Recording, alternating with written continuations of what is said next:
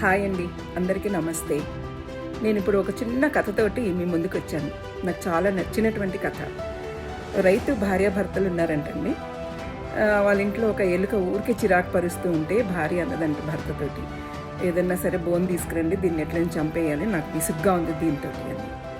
ఆ మాటలు ఎలుక అటు ఇటు తిరుగుతూ విన్నదంట. విని కోడి దగ్గరికి వెళ్ళిందంట. వాళ్ళ ఇంట్లో ఒక కోడి ఉంటుందంట. తెల్లవారుజామున నీ దగ్గరికి గింజలేయడానికి రైతు వస్తాడు కదా, నా గురించి చెప్పు అని చెప్పేసి అన్నదంట. అది నాకు సంబంధం లేని విషయము, అది నీ విషయము అని చెప్పేసి కోడి అన్నదంట.